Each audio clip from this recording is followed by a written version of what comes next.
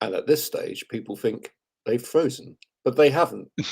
They just aren't moving on the screen. Start moving, Graham. People think their Wi-Fi's down. Oh, and it's great actually when people think that. You know, morning everybody, afternoon. In fact, it's 2 minutes past 12. Sorry about being a couple of minutes late. We were just imbibing cups of tea. Yeah, and that's our only excuse. It's better to be honest, Graham, with these sort of things, isn't it? So. Fantastic. One of the things that I'd like to talk to you about today is events. Have you been out doing many events recently? Yes, I was at an event on Wednesday this week, which was held in Manchester at a hotel. A funny story with that. So when I arrived, I know you're not into your football massively, Graham, but there was a team playing Manchester United called Atalanta. So not Atlanta, Atalanta, which is an Italian football team. So when I arrived at the hotel, this was Wednesday. Manchester United were playing Atalanta on Wednesday night. So the players were obviously stopping there, and there was coaches and people milling about. There was coaches and there was a coach. So the coach of the team and the physical coach had come over. But one of the first things I found out when I got there was that some of the guys at this conference I went to who'd stopped over on Tuesday night, there'd been some issues with the fire alarm during the night on Tuesday night, Wednesday morning, which is sort of a classic tactic of how to disrupt the opposition for a football game, is to give them a pretty bad night's sleep. So someone told me the story and I had a little bit of a chuckle to myself about that. And funnily enough, Atalanta were winning 2-0 and cruising, and Manchester United went and beat them 3-2. I wonder how much of that was down to the fact that they'd had a poor night's sleep, interrupted poor night's sleep. But yeah, the old school tactics of setting the fire alarm off on the opposition are still strong, despite us being in 2021. Oh my word! Did you used to have that at university? I had that at university so many times. In my first year at university, I lived in a block of flats, which they've pulled down now. Okay, which says everything, doesn't it? I mean, it was a death trap, right? And they along the hall we had like little shared kitchens, and the amount of times I had to get up in the middle of the night, put clothes on, or not put clothes on, just grab a blanket and wander outside in the middle of the night because someone made toast in the middle of the night. But they turned the dial up really high, so instead of it being on 2 or 3, it was charcoal at around 5, and then therefore it'd set the smoke alarm off. Yeah, exactly. Classic. Oh, it is. It's a classic thing that kind of happens to you, and it's all because the lady loves milk tray. No, it's all because do you remember that one? It's all because someone had been out drinking. Yeah. And you get back and they suddenly get peckish for toast. There was nothing else in. What have we got? We've got a slice of we got a loaf of Warburtons, right? Whack 4 slices in, bit of butter, happy days. Soak up the alcohol. That's probably part of the problem, actually. Getting as many slices of toast in there as you possibly can. Yes. Too many for the actual slot. Yeah. And then burning either side. Yeah, that was probably half of the problem. So we've got lots to talk about today. We'll go through some of the subjects we're going to talk about. We will have later on. And have you found me a photo? Yeah, and you'll like this one. Oh, great, fantastic. So we will have the return of guest, the ergonomic product stroke person, stroke expert, whatever. This covers all of them. This could be a long game. There's a lot of content going on in this one, Graham. Oh no, I can hear the dog trying to get in to the room for the guessing game. He wants to be in on the show. Ready for the guessing game. I think we might have to let him in for the guessing game. Just hold on. Yeah, because he's I know he's a massive fan.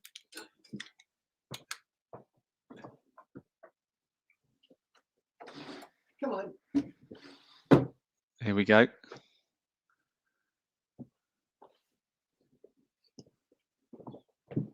Here he is. Here he is.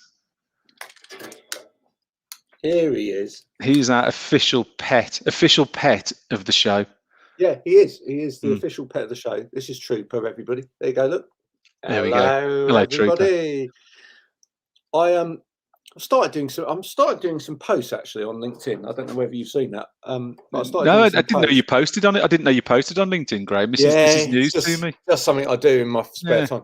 yeah. But I started doing some posts where I introduce. I need to. Have you got any pets? No, I've None at seen all. it, and no. Oh, Could you can class we get you a children as snail? pets? Can we get you a snail? Or Yeah, or if I see like a bird or something in the back garden, entice it into the house and just sort of get me in like a robin or a blackbird sat on my shoulder like a pirate. So yeah, no, I just started doing these posts where I try yeah, and introduce people via their pets, um, and it works blatantly on the basis that people prefer to see animals and small children rather than adults. but It's just do as simple do as they that. do the pets so far have any of the pets look like their owner? That's always the classic sort of thing with a Mm. dog, isn't it? You know, like it's a someone looks like a bulldog chewing a wasp because they have got a bulldog at home, something like that. Well, it's interesting you should mention that because that brings to mind one of my favourite TV programs, which is the the Zoo program from Chester Zoo. Do you ever Oh watch that? yes, a Yeah, few episodes, yeah. yeah. It's so fascinating. Right. It is absolutely fascinating that, I'm not being derogatory here, but you can really see in the keepers that look after certain animals, Okay. you can really see that they kind of try and mirror the animal. They're morphing into the animal they look They're after. morphing in, yeah. Yeah. So I don't know that he's still there, but the older gentleman that used to look after the apes, Okay. yeah, had kind of that, the long hair and the beard, and he kind of just the way he held himself Yeah. was very sort of indicative of the behaviour of the apes, Was he a bit etc. like Charlton Heston from the Planet of the Yeah, Apes film? Had he yeah. taken on that sort of demeanour? That's it, yeah. Yeah. It's got a really, really lovely way. But then there's someone on this week, a younger chap, Okay. and he was looking up. That's right, he was looking after otters, and he'd got this kind of little otter moustache, Okay. and kind of just and little glasses, and you just Okay. think, and it's just kind of like you do look a little bit Yeah. like Yeah. your animal. I'm sure it happens. Yeah. I'm sure it happens. You spend the whole day with them. I suppose you end up sort of becoming one of them, as it were, and then thinks, well, I might as well look. If I'm going to behave like one, I might as well look like one. Yeah, yeah. There you go. If anyone wants to share a photo, by the way, in the next week or so, while this is Yeah. going around, if anyone wants to share a photo of themselves next to their animal, where they feel like they've really kind of morphed into That would into be good. their animal, that would be marvelous. That would be marvelous. So yeah, we're still waiting to confirm guests or see if Yeah. we've got a guest for later. If anyone's watching this and that they would like to take part, by all means, just let me know in the comments, and I can send you a link. You mentioned Um, before, had I been out, Graham, I went to this conference on Wednesday, but met yeah. someone who we'd had. I can't think if he came on the show briefly or he got involved in quite a lot of the heavy chat back and forward, but Patrick Clark. Oh I yes. met Patrick the other day in Right. person, and I think I'm a long time ago. I'm sure we had him on for sort of 10 or 15 minutes on one of our very early shows. But yeah, met Patrick Clark, lovely guy. I met him the other day and chatting all things DSA and his beloved Ipswich town as well. So yeah, really nice guy. So yeah, after meeting one of these people who you've met sort of electronically, now to meet them in person was really nice. Okay, so one of our subjects for today is this, because coming up is half term, working at home with the children. Mm. You're taking the time off next week? I'm off next week. So, but we've got a half and half situation because my oldest son is off today, but he's 14 and he just Right. carries on. And I think it's a FIFA 21 marathon going upstairs on the PlayStation. So really, I can sort of get away with it without him because actually he doesn't want to be interrupted or be seen. He just wants to be left alone, which is fine. Was the other one around, that would be a different kettle of fish. So that's the difference between a 14 and a 10, isn't it? The 10s are a little bit more needy and a little bit more sort of want to get involved. The older ones are just happy to crack on. But yeah, I mean, in years gone by, it has been difficult, I have to say. I think you get to a tipping point in ages where it's manageable. unless you've maybe got girls who are happy to sit there and do craft and art and that sort of thing all day, which I don't. But yeah, I think certainly with boys, you've got to get them to a certain point to be comfortable for me working from home. But obviously with yours, when you've got a full house, which is, I guess, rare, but usually it's a full house of 5 bambinos, isn't it? That's rare, but yes, it is. Now, you see, years ago, when I was but a lad, and when I say but a lad, I went probably from when I was about 8, 9, something like that. When these occasions occurred, my parents took me to work. So a total turning on its head, not them working at home and you being there. You went into work with them. Okay, so what did they do? Where did they work? At the time, so my dad was a paper merchant and worked for Coath paper, and I believe by that time my mother did as well. Okay.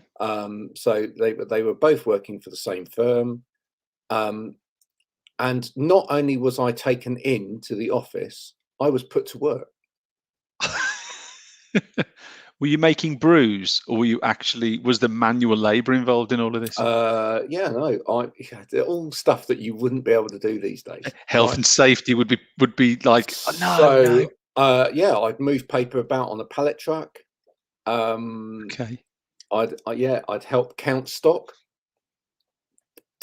which back in those days was like a manual process. I think when I was a little bit older than that, I then started answering the telephone. And I've just got visions of you when you said 8 or 9 on a pallet truck. I'm liking to think you were a bit. Oh, this was later on or was it around then? Do you think?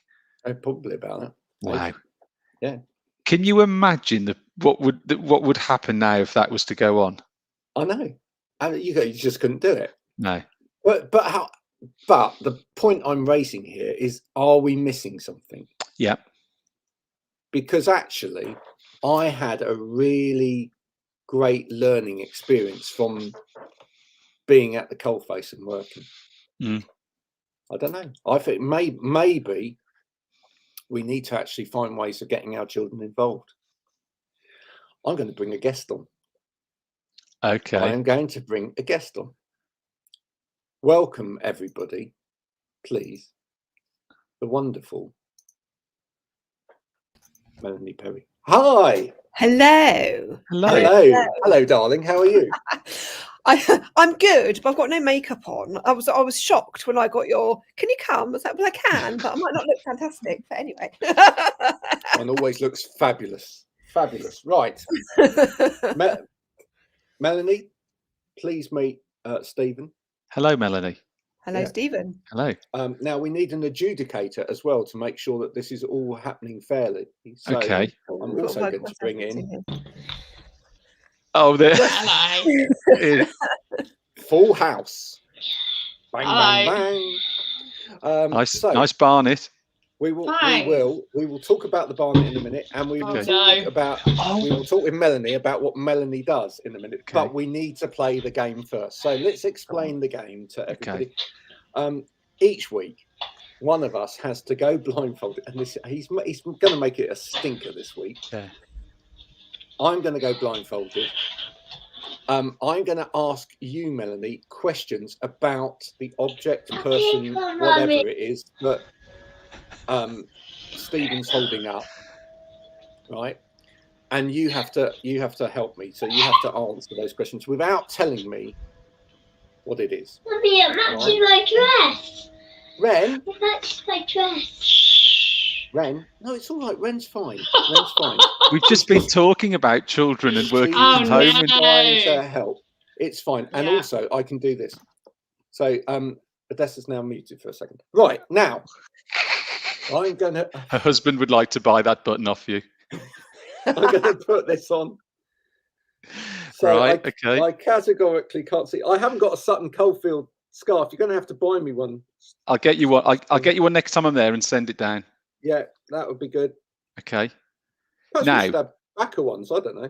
Yeah, I haven't shared my screen. Hang on a second. Here we go. Share Can you screen. share? Yeah, you can do that. Yeah. Is it Okay, hang on. Is it on the screen?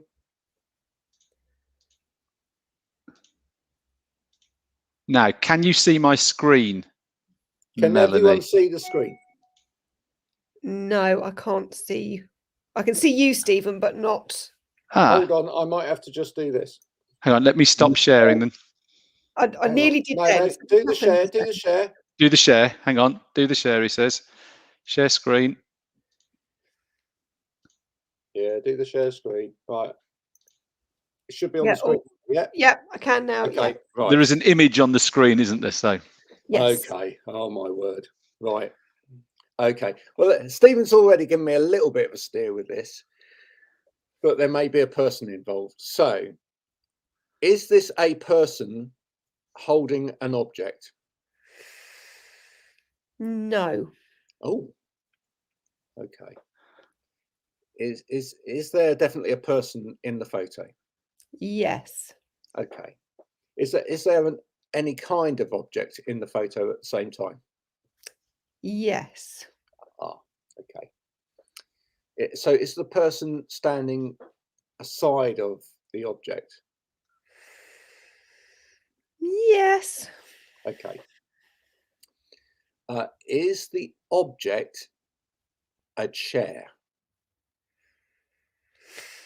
There are so many ways I could answer this one. It depends. It depends on what I'm looking at. Goodness. So the answer actually could be yes and Ooh. no. Is the personage in here? Are they of the male persuasion? Yes. Okay. Do they have less hair than me? Mostly. I'm going to go make a cup of tea. This is going to go on for hours. This one Okay, is. right. Are they in an office situation? Yes. Oh, okay. Now there's me thinking that they were at the hotel. Well, other could be day. a hotel. It's a room. It's Oh. a room with looking Right. officey. I'm going to go for, and I just have a stab at this. Mm. I'm going to go for this is Nick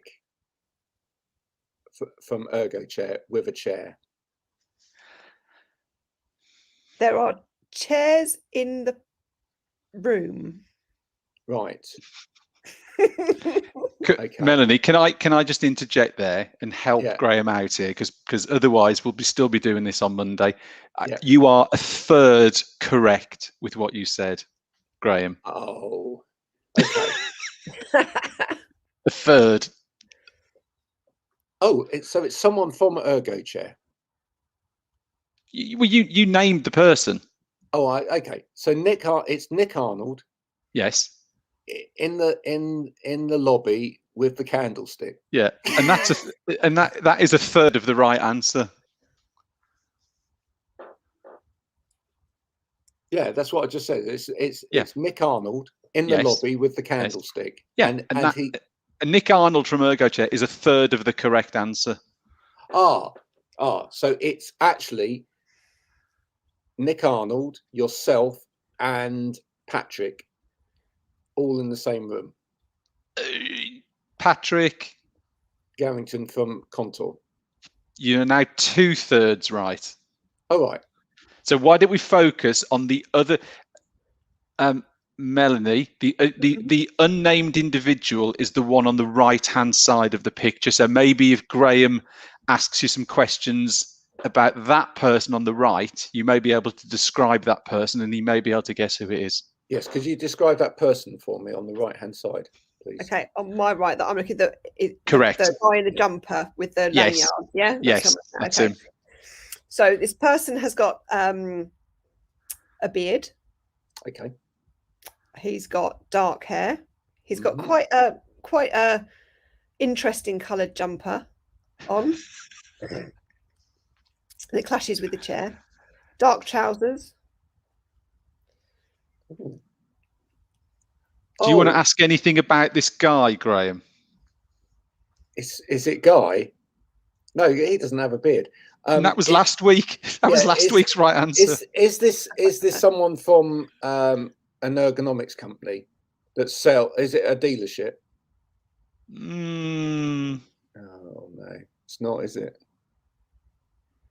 who are you thinking? I'm thinking. Well, I'm trying to think of someone with a beard. I mean, for me, He's very tall. He's about 6'6". really. 6'5", 6'6". Yeah. You know him. Do I? Do Dark I hair, really? dark beard. I'm going to kick myself when I find out, aren't I? I'll give you another clue. Mhm. He's from the northeast and he supports a great football team.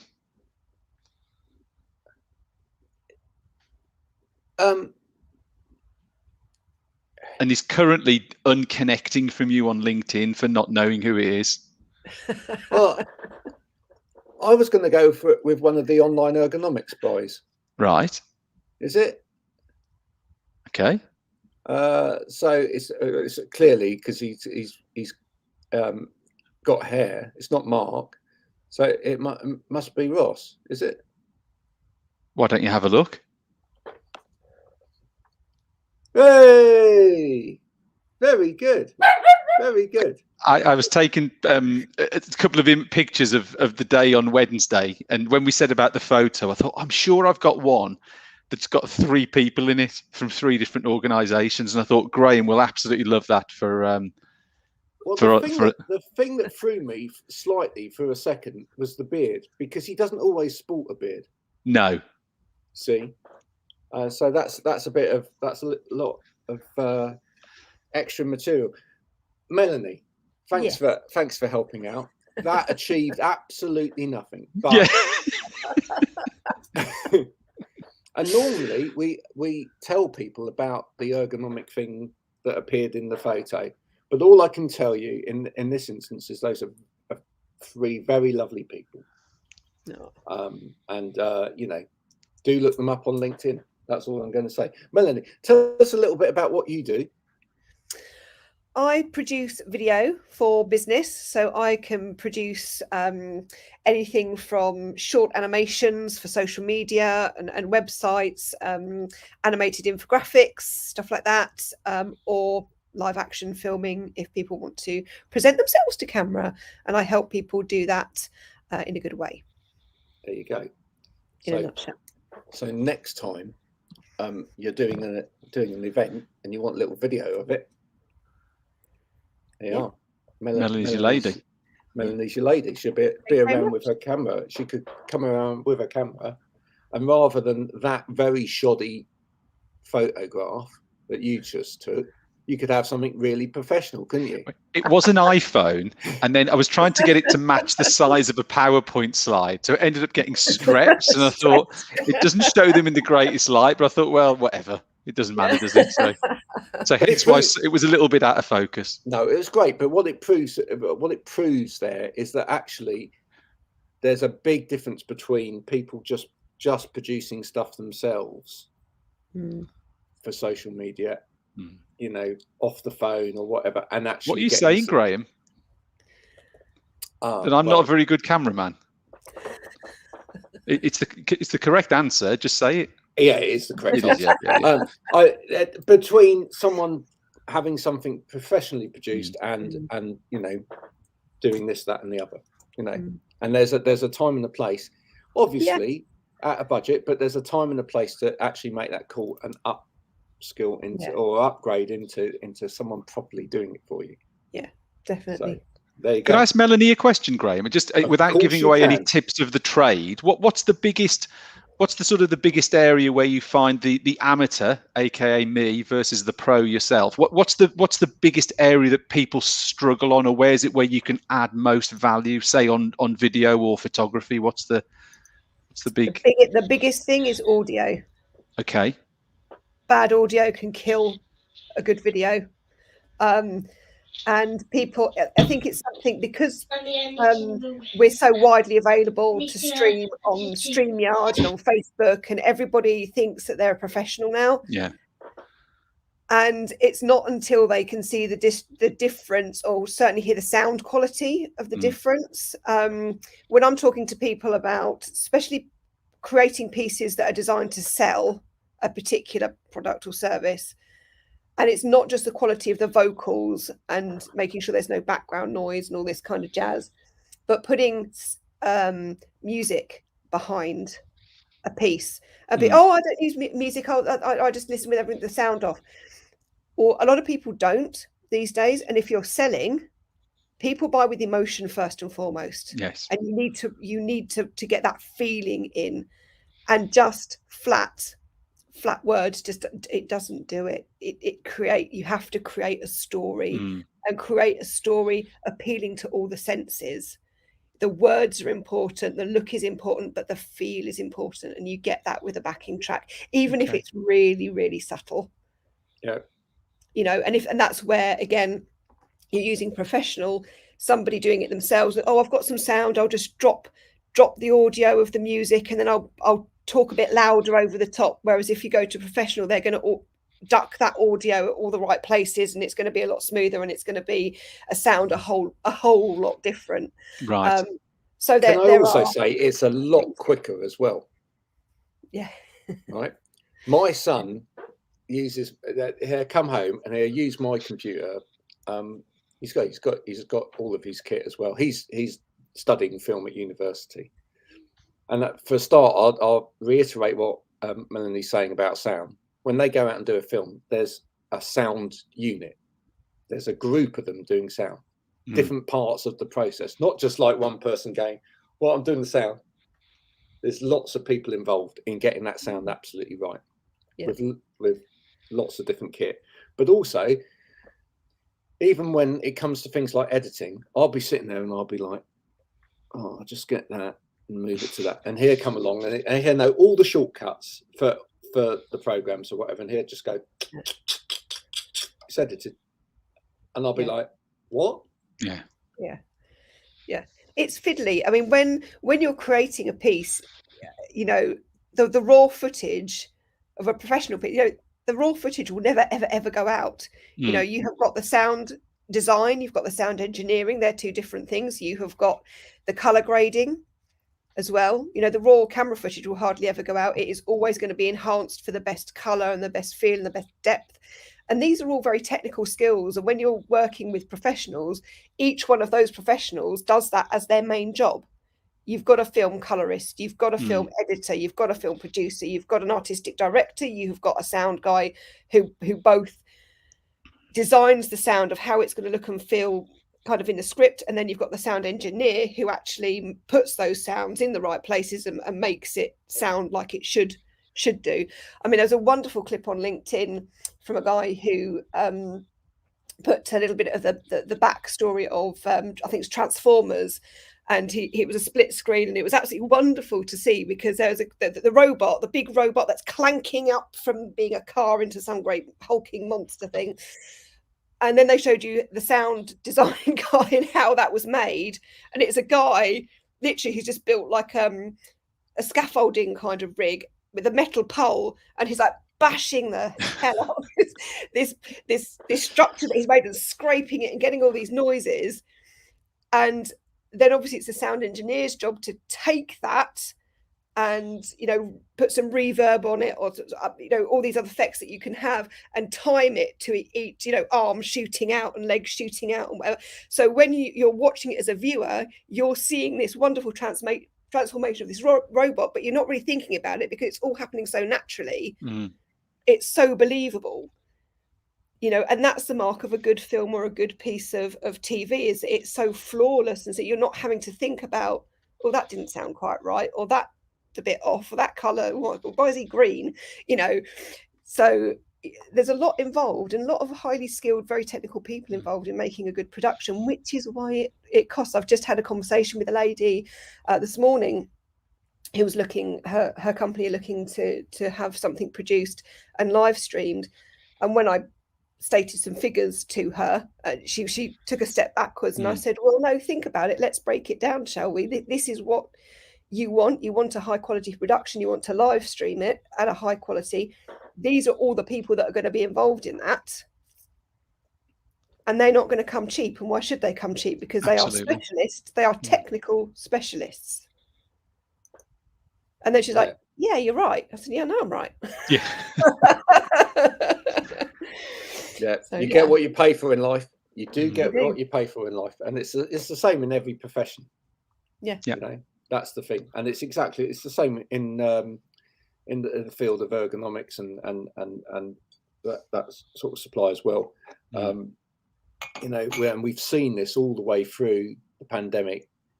It's people trying to see if they can buy into it at a lower level. Yeah. You know, seeing I need a decent chair for my back. Well, what's your budget? 50 quid. Yeah. Buy a box and sit on it because you might as well. Yeah, a big bag, one of those, you know. Yeah, exactly. Bouncy ball, gym ball, Swiss ball. Yeah. It does make me wonder, you know, just you know, touching on what Melanie said and what you've said there, Graham. Is this a very British thing? Because you know, we do seem very keen on a bit of a race to the bottom, don't we, in terms of price? We always seem to ask, you know, and maybe I think we all probably do it. I mean, is it has the whole development of Amazon and online sort of driven us that way, that we look to get at the cheapest price and not think about what's the value add, like with Melanie, what's the expertise with ourselves, what's the value add, what's the adjustability. It just makes you think, is it just us in this country, or does this go on everywhere, where the instant first thing is how much does it cost and how can I get that person down on the price?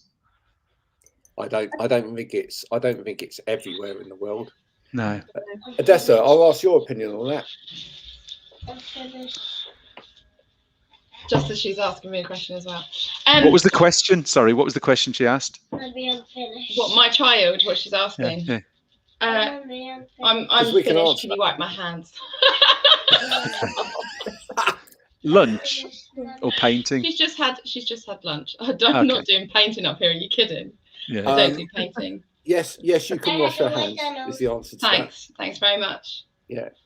Is there that? Oh, I'm enjoying my last child-free day because it's half term next week for me. So this is the last day he's going to be at school. So I'm thoroughly enjoying my last child-free day before half term. Well, exactly. We were bringing that up as a subject earlier, which is why we're physically bringing children into the shows. I don't have a choice. She's coming in with her life. Exactly. And people just have to accept that these days, I think. You know, we're still not in a situation where, you know, the support is necessarily available and there. You know, I think we've got to accept that there's still a lot of people.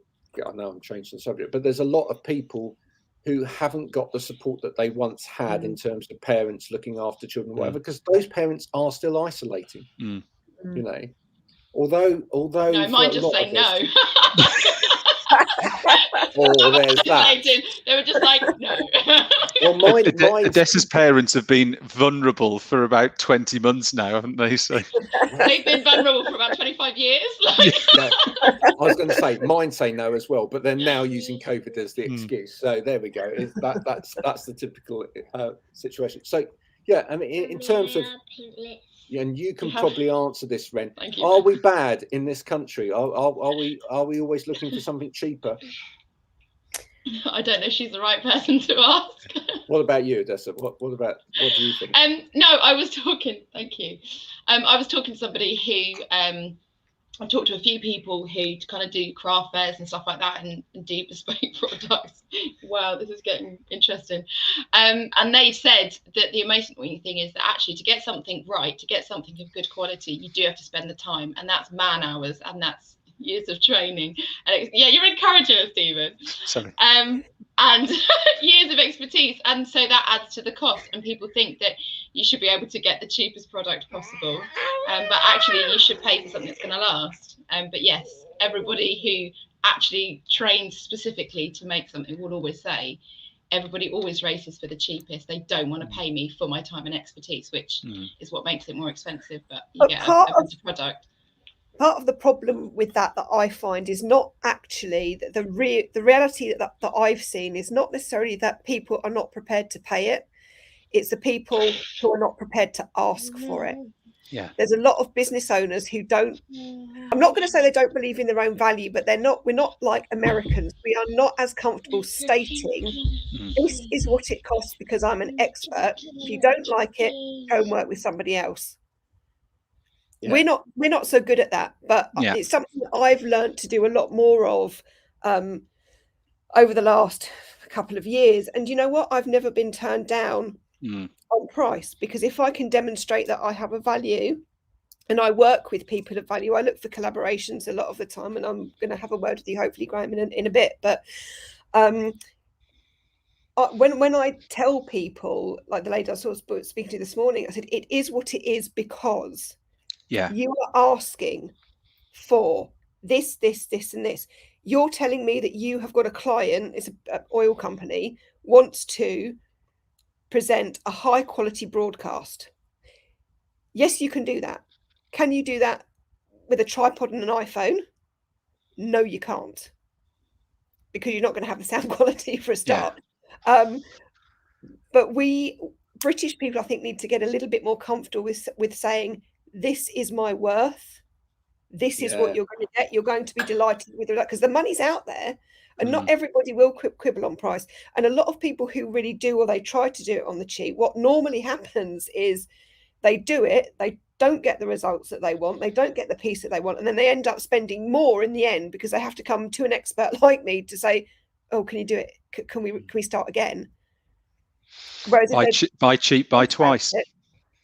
Yeah, and a lot of people do. A lot of people, it's a trap they fall into, and then they think, oh, it's so awful. But I'm thinking, but all you need to do is have the right conversations with the right people to start with, and it might not be in your budget right now, but maybe you can build it into your budget for next year if you're planning on a bigger marketing piece. If you're planning to really take your company to the next level, and you need to, people know the value of investing in marketing services and social media services and all of that. And you can do certain bits yourself on social media. We've got a lot more wanting to see the face behind the brand and all that kind of stuff, and doing stuff like that on LinkedIn is great.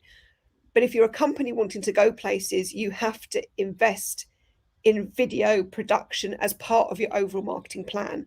And you need to have the budget for that. It's not for everybody at every stage of their journey, but you have to know when it is that you can cross that line. And that's planning. That's just business planning and business growth and business strategy, really. Great advice. Thank you so much. No, that's not so Thank you, Melanie. No, that's exactly what this program is all about, and that's been really, really helpful today. So, and thanks for coming on and playing the game. That's Stupid that it may be, because at the end of the day, it does have. And he is stupid because he needed loads of help. That's why. I really did today. I was really stuck there. It doesn't help that I don't know the people that you're talking about. So no, that's the whole premise. That's the whole premise. But because when we first started it, we want to just do it with the two of us. Yeah. See? But it makes it so much more fun when someone who has not a clue comes in and does it. And besides which, the great thing for us is meeting people like yourself and having those conversations. So Melanie, thank you so much for today. And I'll speak to you soon after this. I've got another call that I need to hop on, so I need to duck out, guys. But it's been really lovely talking to you. Thank you for having me on. Thank you. Cheers. Take care. Bye. And then there were three. And then there's three. Odessa. Right. Oh, Graham, hang on. What did I say to you before we went on air? Look at Odessa. What did I say to you? One person that we need to, Stephen was saying, one person that we really, really need to get on this program is Andy, who's the producer of Your Top. Yeah. So, and there you go. And then you've come on in the top. It's almost as though this is orchestrated, Yeah. Wonder if I could do with a new hoodie. I wonder if we keep mentioning Andy and conventional and banging on. There might be, it didn't work with Super Dry, Graham. We tried that, and it was like an epic fail, wasn't it? But I wonder if I can get a bargain off Andy. What do you think? Yeah, well, you might be able to. Yeah, he might listen. But exactly. But then is that you trying to beat someone down when actually the value is there? Pretty much so, yeah. So, we are. That's the point, though. We are all guilty of it. We are all guilty of it. Last time I checked, he still had a sale. So go and see. Okay. A sale. He wants a hoodie though, not a sale. Oh, shh, tumbleweed. Even for Yeah. me, that was bad. Yeah. So, Chop shop. You have, chop shop. You've cut your hair. Yeah. Yeah, it wasn't just a cut though, was it? No, it was a series of multiple cuts. No, it was the cut of your life, wasn't it? Yeah. Just talk to us about that. Well done. Yeah, well done. Thanks. What would you like to know? Well, I didn't see it live, so talk me through what happened. What did I miss? Well, my friend Emma is the hairdresser in question who did the chop. I've known her for, I don't know, best part of 12 years, possibly more. Got married at the same time, whatever. What, the same venue? It was like a double wedding? No, it's like a month apart. Oh, okay. And it was a different husband as well. Just yeah, I don't share. No, so, and I don't particularly like hairdressers. So when I decided that I was going to have it cut, I had to just wait until Emma was free. It had to be a friend as well, and it's the longest chop that she's done for a friend as well. And obviously I've known her for a long time, so she was probably more nervous than I was at this point. So she did a really good job. We had a lot of laughs, which actually made it a lot easier. I think had it have been in a hairdresser's or something else like that, it'd have been a lot more difficult to do because I just had no idea how I was going to respond. I was freaking out a few days before. A friend of mine is always up at 5 a.m. and I was waking up a lot. So we were having conversations. He was like, honestly, it will be fine. Don't worry about it. But it was more actually, not so much actually having the hair cut. It was more things going wrong. And like halfway through the live, being shouted at, halfway through the live, we had a thunderstorm, which sounds normal. It sounds fine. But at the moment, because my laptop broke, we've got my network cable running from the front room to the outside of the house through the bedroom window so I can work upstairs.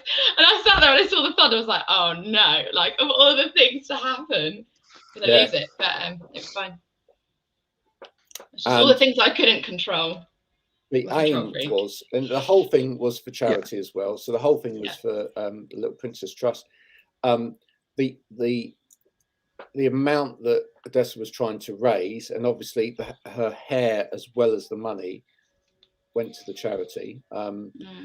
So hopefully, I hope you guaranteed that in the post. By the way, I hope you used. How do you send it to Emma? So Emma sorted it out. She's done it for a lot of people. All you've got to do is you send it. You just send it in a special envelope. Right. Yeah. Which has there's nothing that excited. If you steal this hair. Anyway, and then you were raising money as well. You had an initial target which was far too low, which was £1,000. All right.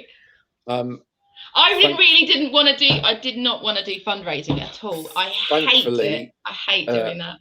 Ashley convinced you to raise that up. Yeah, he did. And so the next budget was 2,200. And where are you as of today? 2,361. And that means 4 wigs, 4 whole wigs will get produced out of this. Making a real difference to children that are going through something you can't even imagine them going through. Yeah, absolutely. So the whole thing's good. So thank you for coming on today. In bits and pieces. And actually proving the point by bringing Ren on as well. Just from your own perspective, just how hard is it working? I hate it. I absolutely hate it. Don't beat around the bush, will you? No, I mean, I'll sugarcoat it for you. No, it's when I'm in work mode, I'm in work mode. So I find it very difficult being a parent at the same time. I find it very distracting, and I feel under a lot of pressure, even though I haven't really got a lot to do today because I was ahead. But it's just. I like how you qualified that bit there, because Graham was thinking she hasn't got much to do today. My to-do list is massive. Yeah, it always is. Some of us get ahead and some of us don't. some of us are always Some of us are working. the diary. Some of us are the diary. No, it's yeah. She disconnected my computer earlier, halfway through a client call. My husband locked the front door so the dog walker couldn't get in. So he was trying to break down the front door. So we've had it all today. We've literally had it all.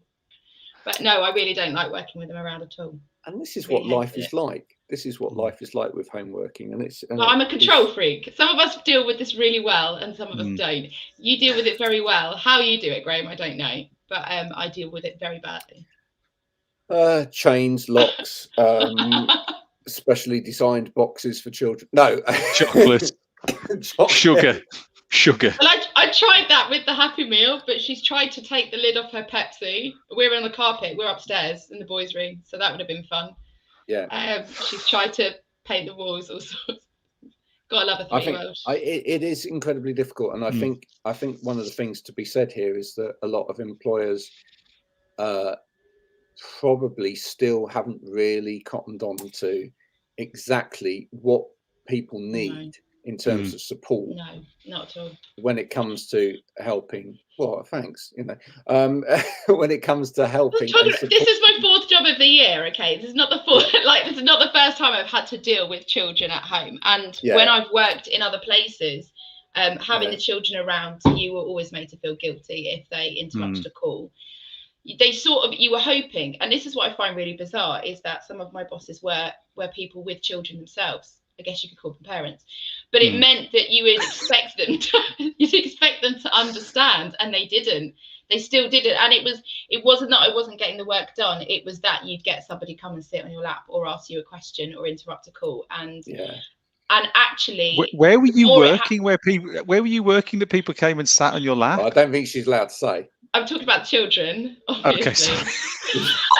I like that you went that straight away. I was like, working from home. The children came over. Flipping Nora, we're taking this a bit south, aren't we? No, it is.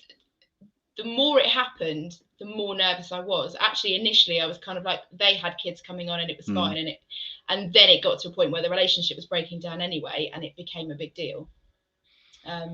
Which was just Whereas actually, I said to you, didn't I, this morning, because we said we've got a meeting with a fairly large client, and I said, if the children are there, the children are there. That's just part of it, Yeah. I'm just not that relaxed. I'm not that relaxed anymore. Is that you personally wouldn't be comfortable, even though the other person at the other end probably would? Is it that you're not comfortable that what they might come and do break your train of thought, or? Yes, children are notoriously embarrassing, and they always want to ask you. I've been on Zoom calls where we were toilet training Ren, and she came launching into the conversation with an announcement and all sorts of things. So I know the worst can happen. I've been there. Thankfully, it was a Zoom call with a guy that I've known for a little while, and it was fine. But they are very unpredictable, and for me especially, because most of my background has been very corporate, I'm still very much in work mode, and there's parent, and then there's business person, and I always try and separate the two. So when those two worlds collide, I don't know how to deal with it. I'm not very good at switching between the two, and I think it's got worse during the pandemic as well, because there was not so much of a separation that you've had to try and put that in by how you present yourself as well. So it's a learning curve. Will it always carry on? Yes, and I'll have to just get used to it, but I'm just such a control freak that it does my head in. I think the more you do it, I think the more you see that actually people will accept it.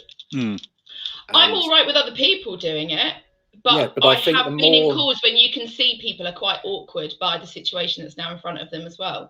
And I've been mostly fortunate, but you can see, like, halfway through a call, if somebody comes to sit on you and wants to ask you a question and they need something fixing, you can see the person going, I'm really busy. I just need to get to the end of the sentence, or I just need to get on with this. You can see people still aren't there yet. And it very much depends who you're talking to. But you can't also assume that those people are going to be okay with those kind of interruptions. Yeah, people's time is valuable. That's true. it reminds me actually of a poll that I did this week, which was really quite interesting. Which was around, which was around I didn't know dress you do sense. polls. Yeah, I know. It's just kind of a thing that I just When started did doing. that start? Well, yeah, quite a long time ago. It was around what people wear at work, because I think culturally that is changing, but there are times when people still expect the suit. They still expect the, you know, a different look.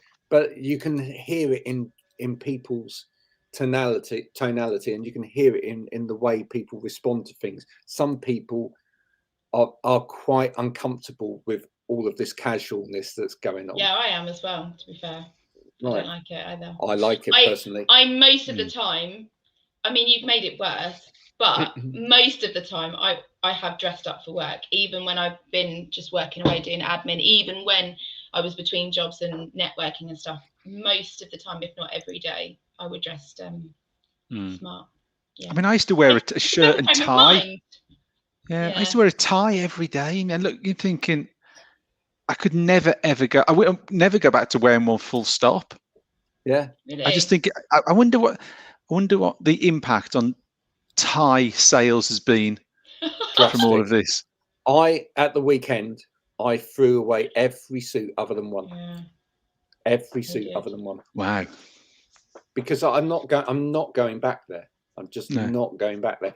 I've got smart clothes, but smart casual, but I just don't feel. You mean the t-shirt that you washed? No, I mean shirt, chinos, that sort of thing, etc. But what I mean is, I just don't see the need to be wearing a suit. There'll be the one or two occasions where I know that I'm going to need to wear a suit, so I keep one suit. But I don't need a wardrobe full of suits anymore. Just don't need to do it. I mean, if I know I've got a day of calls with prospects or with clients, I will make an effort. I think that's important.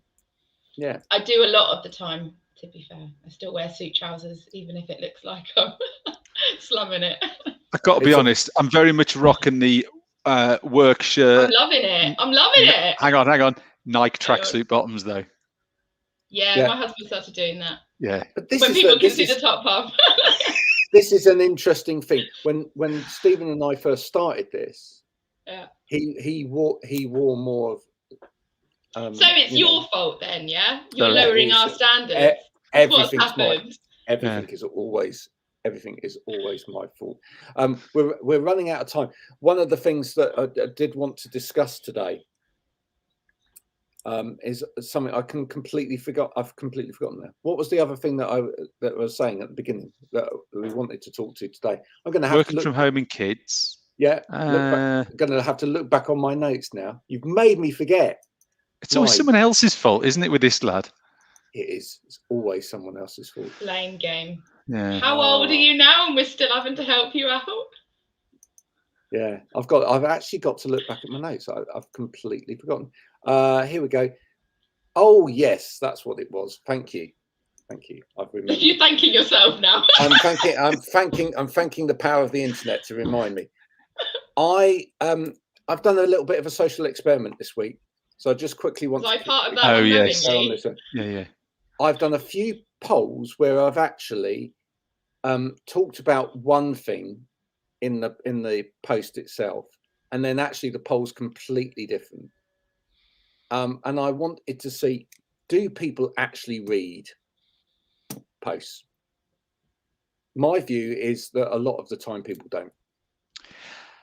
With your polls, that again is something I've only just come across, Graham. This must be something new that you're doing. I generally, can I be honest? I go to the poll. I don't really read the blurb. I go, what are my four choices? Yeah, that's generally what I do with a poll. Yeah. So I think they do. I always read his because I know that there's something I'm going to be quizzed on later. So I've learned to read the small text. But if I'm going through it in my feed, so there are certain people that I will go to their account first thing to see what they posted. There are about 4 or 5 people I'll do that for. And he asks me if I haven't. So I know I'm going to have to read it at some point. But when it's actually in my feed and I'm scrolling through it, I don't bother reading it. Because I know people are waiting for me to gauge on stuff. And they just want somebody to vote. They don't really care about the message. Some of them, you can tell they haven't thought about what they're writing. They just thought, I'll put a poll out and that's it. So some of it's not even worth slowing down for. I'd say the majority, when I was slowing down for them, it was a waste of time. So it's just taught me not to. No offense to anyone who have answered their polls for this week. There you go. I think it's really quite interesting. I think not only is this affecting clothes and that kind of culture, I think actually we're generally getting quite lazy at actually reading material properly. I just think we now live in a snapshot generation, and actually we just go to the easiest point of delivery for everything. It's the same with music, and I talk about that on the music show a lot.